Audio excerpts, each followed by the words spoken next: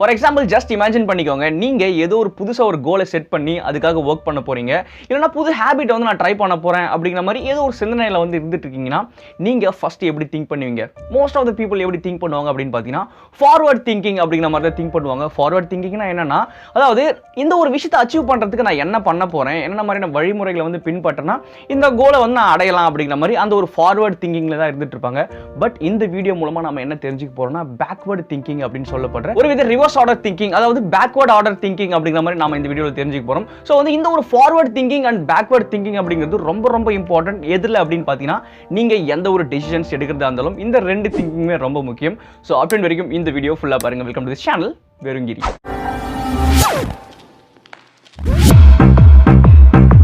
So most of the life changing decisions எல்லாத்துலேயுமே வந்து இந்த reverse thinking and forward thinking அப்படிங்கிறது ரொம்ப ரொம்ப முக்கியம். இது ரெண்டுத்தையுமே நம்ம கரெக்டாக பண்ணால் மட்டும்தான் அந்த டெசிஷன் அப்படிங்கிறது ஒரு முழுமையான ரிசல்ட் நமக்கு எடுத்து கொடுக்குமே தவிர, நான் வந்து வெறும் ஃபார்வர்டு திங்கிங் மட்டும் தான் பண்ண போகிறேன், நான் அடுத்து என்ன பண்ண போகிறேன் அப்படிங்கிறது மேலே மட்டும் தான் கவனம் செலுத்த போகிறேன் அப்படின்னா, நீங்கள் அந்த ஒரு இலக்கை அடைஞ்சதுக்கு அப்புறமாவோ இல்லை அந்த இடத்துல போனதுக்கு அப்புறமா ஏதோ ஒரு ப்ராப்ளம் வந்துச்சுனாலோ அதை எப்படி ஃபேஸ் பண்ணுறது அப்படிங்கிற மாதிரி ஒரு புரிதலற்ற நிலைக்கு வந்து தள்ளப்பட்டுருவீங்க. ஸோ வந்து எந்த ஒரு டெசிஷன்ஸ், எந்த ஒரு லைஃப் சேஞ்சிங் டெசிஷன்ஸ் நீங்கள் எடுக்கிற மாதிரி இருந்தாலும் இந்த forward thinking and backward thinking அப்படிங்கிறது ரொம்ப ரொம்ப இம்பார்ட்டன்டான ஒரு விஷயம். இதை எளிமையாக புரியுற மாதிரி சொல்லணும்னா, நீங்கள் ஒரு மலை மேலே ஏற போறீங்கன்னா ஃபர்ஸ்ட் என்ன திங்க் பண்ணுவீங்க? நான் எப்படி ஏற போகிறேன், நான் என்ன பண்ணி இந்த ஒரு மலை மேலே ஏற போகிறேன் அப்படின்னு தான் திங்க் பண்ணிட்டு இருப்போம். பட் இந்த ரிவர்ஸ் திங்கிங் அப்படிங்கிற ஒரு விஷயம் வந்து நான் எப்படி அங்கேருந்து இறங்க போகிறேன் அப்படிங்கிறத முன்கூட்டியே நம்ம சிந்திச்சு வச்சுட்டு தான் இந்த மலை மேலே ஏறதுக்கு நம்ம ட்ரை பண்ண போகிறோம். ஸோ இதான் வந்து சிம்பிளாக சொல்லணும்னா இந்த ஃபார்வர்ட் திங்கிங் பேக்வர்ட் திங்கிங் அப்படிங்கிற மாதிரி. நீங்கள் வந்து மலை மேலே ஏறிட்டு அப்புறம் அங்கேருந்து எப்படி இறங்குறது அப்படிங்கிற ஒரு ஐடியா இல்லைனா, அதுக்கான ஒரு புரிதல் இல்லைனா நம்ம அங்கேயே மாட்டிப்போம், அங்கேயே ஸ்ட்ரக் ஆகிடுவோம் இல்லையா? ஸோ அந்த இடத்துல கிடந்து நம்ம சாக வேண்டியதான்.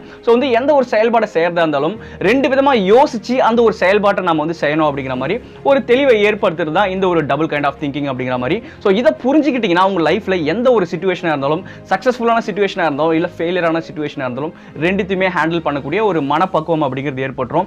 நான் இருக்கிற இடத்துல இருந்துகிட்டே நான் என்னென்ன மாதிரியான விஷயங்கள் பண்ண போறேன், அடுத்து என்ன பண்ண போறேன் அப்படிங்கிற மாதிரி ஒரு ஃபார்வர்ட் திங்கிங்கும் இருந்துட்டு இருக்கும். நான் அந்த இலக்கை அடைஞ்சதுக்கு அப்புறமா என்ன பண்ண போறேன், இன்கேஸ் நான் ஃபெயிலியர் ஆயிட்டேன்னா என்ன பண்ண போறேன், இன்கேஸ் அந்த ஒரு இலக்கை அடைஞ்சதுக்கு அப்புறமா அதுக்கப்புறம் வந்து நான் எப்படி வந்து அந்த இடத்துல நிலைச்சி இருக்க போறோம் அப்படிங்கிற மாதிரி எல்லா கைண்ட் ஆஃப் சொல்யூஷனுமே முன்கூட்டியே உங்களுக்கு வந்து தெரியப்படுத்தி, ஓகே நாம இப்படி நடந்துக்க போறோம் இந்த இடத்துல அப்படிங்கிற மாதிரி ஒரு தெளிவை ஏற்படுத்துறோம் இந்த மாதிரியான ஒரு திங்கிங் அப்படிங்கிறது. So most of the people என்ன பண்ணிட்டு இருப்பாங்க அப்படின்னு பார்த்தீங்கன்னா, ஃபார்வர்ட் திங்கிங்ல தான் வாழ்ந்துட்டு இருப்பாங்க.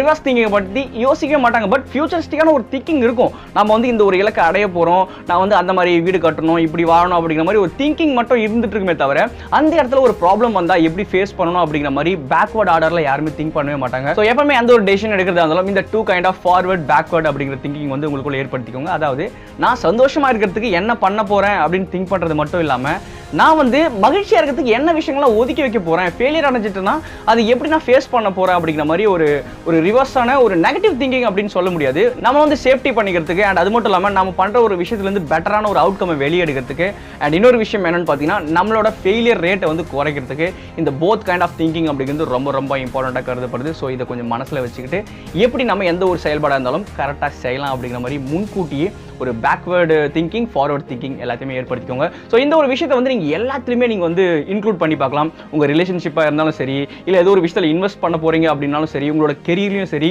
நான் இதை பண்ணனா என்ன ஆக போகுது, ஒரு வேளை இது இல்லைன்னா எனக்கு என்ன ஆகும் அப்படிங்கிற மாதிரி எல்லா கைண்ட் ஆஃப் சிச்சுவேஷனுமே நீங்கள் அலசி ஆராய்ச்சி ஒரு கரெக்டான பெட்டரான டெசிஷன் எடுக்கிறதுக்கு இந்த ஃபார்வர்ட் அண்ட் பேக்வர்ட் திங்கிங் அப்படிங்கிறது ரொம்ப ரொம்ப ஹெல்ப்ஃபுல்லாக இருந்துட்டு இருக்கும். ஸோ கண்டிப்பாக இது ஒரு ஸ்கில் தான் நான் சொல்லுவேன். எல்லாருமே வந்து இந்த மாதிரிலாம் திங்க் பண்ணிட்டு இருக்க மாட்டாங்க.